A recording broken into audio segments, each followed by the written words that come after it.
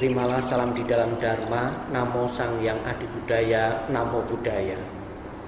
Bapak Ibu saudara sekalian yang saya hormati dimanapun Bapak Ibu berada, pada kesempatan ini kami akan menyampaikan sebuah renungan, yaitu tentang Kuan Yin.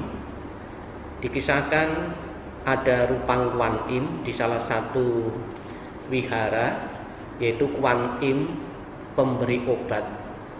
Kisah ini terjadi di dinasti Tang di Tiongkok, di provinsi Shandong, bahwa diceritakan pada waktu itu masyarakat sedang terkena wabah satu penyakit. Tangan, kaki mereka, seluruh badan mereka lemas, dan juga banyak yang muntah-muntah terus-menerus. Banyak juga karena wabah ini masyarakat pada waktu itu banyak yang meninggal dunia. Penguasa atau pejabat sudah berusaha mendatangkan beberapa pakar di bidang kesehatan untuk menyembuhkan penyakit masyarakat pada waktu itu. Namun tanda-tanda kesembuhan dari masyarakat terhadap penyakit itu belum ada. Kemudian Kuan Yin dengan mata batinnya melihat jeritan dan ratapan masyarakat pada waktu itu, dan pada waktu itu masyarakat dikarantina di sebuah kuil atau wihara agar penyakitnya tidak semakin menyebar di seluruh provinsi atau seluruh kota pada waktu itu. Kuan Yin datang di kuil itu dengan menjelma menjadi seorang penjual obat. Kemudian ditemui di kuil itu oleh biksu yang bertugas pada waktu itu, kemudian menceritakan niatnya ingin menolong masyarakat yang sedang kesusahan karena penyebaran penyakit. Kemudian obat diberikan dalam bentuk rumput dibikin ramuan, kemudian diminumkan oleh seluruh masyarakat atau seluruh penduduk yang sedang dikarantina tersebut. Setelah diminum, kemudian beberapa lama penyakitnya sembuh dan masyarakat kembali pulang ke rumah masing-masing. Di saat Kuan Yin Posat-Mosat mau meninggalkan tempat itu, kemudian Kuan Yin Posat-Mosat memberikan pesan dhamma, pesan moral kepada masyarakat itu. Kenapa masyarakat di situ bisa terjadi wabah penyakit yang sulit disembuhkan. Ada beberapa pesan moral yang disampaikan oleh Kuan Yin Posat-Mosat pada waktu itu. Yang pertama, yaitu karena masyarakat pada waktu itu kurang kebaikan di dalam hati. Bapak Ibu saudara sekalian yang saya hormati, pesan moral yang disampaikan oleh Kuan Yin di Tiongkok, di dinasti Tang ini juga bermanfaat bagi kita semua untuk kita jadikan renungan. Kenapa pada masa saat ini kita menghadapi wabah virus corona tidak segera mereda? Apa penyebabnya? Ditinjau dari spiritual, Kuan Yin Posat-Mosat mempunyai pandangan karena kita kurang kebaikan di dalam hati. Kebaikan-kebaikan apa yang semestinya, yang seharusnya dikembangkan dalam diri kita?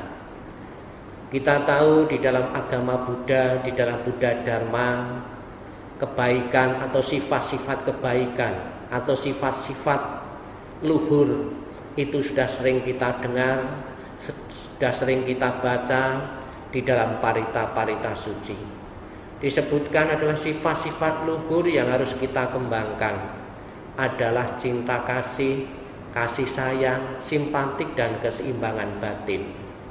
Ada lagi bisa diperluas sifat kemurahan hati ini, sifat hati kita harus penuh keikhlasan, hati kita harus penuh dengan kemurahan hati kita selalu mengedepankan kejujuran, dan juga kita saling menghormati, saling membantu dikala sesama kita sedang mengalami kesulitan maupun penderitaan. Itulah sifat-sifat kebaikan hati yang hendaknya harus kita kembangkan, yang hendaknya harus kita tanamkan dalam kehidupan kita agar kita jauh dari penyakit-penyakit. Kemudian yang kedua, Kuan Im Posat berpesan, karena kita terlalu serakah di dalam hal menikmati kesenangan-kesenangan indrawi. Apa saja kesenangan-kesenangan indrawi yang sering kita nikmati secara rakus, secara berlebihan. Kita suka makan berlebih-lebihan, kita suka mengkonsumsi hewan dan binatang yang aneh-aneh. Ada cerita bahwa virus corona disebabkan karena dari virus penyebarannya dari hewan atau binatang kelelawar. Juga ini tidak tertutup kemungkinan terhadap binatang-binatang yang lain yang semestinya tidak kita konsumsi karena kerakusan akan kenikmatan makan, kerakusan akan kenikmatan lidah inilah yang menyebabkan kita tidak mempunyai belas kasihan kepada makhluk-makhluk hidup yang mereka pun juga berkeinginan untuk hidup, untuk berkembang biak. Kehidupan mereka terancam dengan sifat rakus kita terhadap makanan. Demikian pula sifat-sifat yang lain, kerakusan-kerakusan yang lain terhadap materi, terhadap indria-indria kita. Tidak sedikit kita temui di lingkungan keluarga. Sepanjang hari, dari pagi, siang sampai sore, kita rakus terhadap kesenangan indria, hanya pegang HP terus, hanya di depan TV terus, mengikuti acara-acara yang tidak ada habisnya, tidak mengenal lelah kita dalam menikmati kesenangan-kesenangan indria ini. Akibatnya penderitaan-penderitaan sering kita timbul. Akibatnya mata kita rusak. Akibatnya konsentrasi kita atau pekerjaan tidak beres, sehingga menyebabkan kerugian, baik kerugian diri kita maupun orang lain. Itulah kerakusan-kerakusan terhadap kesenangan-kesenangan indria yang sering kita temui dalam kehidupan ini. Bahkan kita sendiri juga kadang-kadang melakukannya. Kemudian yang ketiga, Kuan Im Posat berpesan, karena kita jarang melakukan jasa-jasa kebaikan, karena kita jarang mengingat jasa-jasa kebaikan orang yang telah berkorban demi membesarkan kita, orang yang telah berkorban dengan materi, dengan perhatiannya menghidupi kita kurang perhatian kepada mereka. Kita kurang perhatian kepada orang-orang yang telah mengulurkan tangan dari kecil, dewasa hingga tua. Inilah yang menyebabkan keburukan-keburukan hati kita selalu menumpuk. Inilah yang menyebabkan kerugian-kerugian yang akan dialami karena kita tidak pernah mengingat pengorbanan-pengorbanan orang yang telah berbajik kepada kita. Bahkan tidak sedikit kepada orang yang telah berjasa kita kurang menaruh hormat, kurang menaruh perhatian kepada mereka, tidak memberikan santunan, tidak memberikan bantuan kepada mereka, padahal mereka usianya sudah sudah tidak kuat bekerja lagi. Inilah kesempatan Bapak Ibu saudara sekalian, di saat kita berada di rumah masing-masing. Mungkin Bapak Ibu di rumah ada orang tua, perhatikanlah, layanilah dengan baik. Kita mempunyai waktu yang cukup untuk membalas kebaikan-kebaikan orang tua. Kita mempunyai waktu yang cukup untuk mengingat kembali jasa-jasa dan pengorbanan-pengorbanan yang telah diberikan orang di sekitar kita. Kemudian yang keempat, yang menyebabkan adanya wabah penyakit di kota di saat dinasti Tang ini adalah tidak hormat kepada Triratna Buddha, Dharma, dan Sangha. Karena tidak mempunyai rasa bakti yang tinggi kepada agama, tidak mempunyai rasa sujud kepada Buddha, Dharma, dan Sangha, menyebabkan energi negatif kita muncul. Pikiran batin kita dikuasai oleh kesenang-kesenang indria. Pikiran kita dikuasai oleh hal-hal yang buruk, yang tidak berguna untuk kehidupan-kehidupan yang akan datang. Hawa buruk inilah yang menyebabkan kerugian-kerugian bagi kita. Hawa buruk ini bisa dimaknai sebuah energi negatif yang akan merugikan kita. Ada sebuah artikel dalam yang ditulis oleh Yoga Trianto yang menyebut energi negatif itu bisa menyebabkan hal-hal yang buruk bagi kita. Yang pertama, kita bisa merasa lelah sepanjang hari, merasa capek sepanjang hari. Maka inilah juga terjadi di masyarakat dinasti Tang tadi. Masyarakat tangannya lemas, badannya lemas dan muntah-muntah. Ini dipengaruhi oleh energi-energi negatif yang ada pada kita.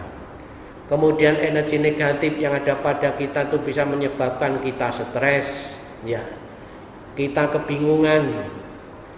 Kemudian yang ketiga, energi negatif itu bisa menyebabkan kita mudah terinfeksi oleh penyakit-penyakit, entah itu penyakit flu, entah infeksi-infeksi lain, dan juga tidak tertutup kemungkinan itu juga wabah virus corona inilah, karena kita mempunyai energi-energi yang negatif, energi-energi yang melemahkan sistem imun bagi tubuh kita.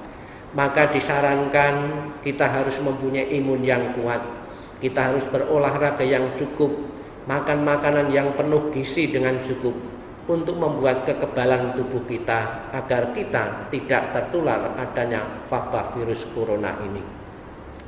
Kemudian energi negatif itu juga bisa menyebabkan komunikasi yang buruk dengan lingkungan kita, dengan istri kita, dengan anggota-anggota keluarga kita, dengan anak, dengan istri, yang menyebabkan emosi kita sering memuncak, yang menyebabkan emosi kita sering menyebabkan kemarahan bagi anggota keluarga.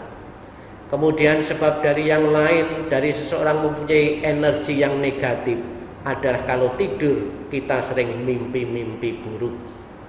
Kemudian yang keenam, sering kehilangan sesuatu, ya. Kita sering lupa, menaruh barang lupa, atau mengambil apa. Kita mau mengambil di kamar, di lemari, ternyata kita lupa.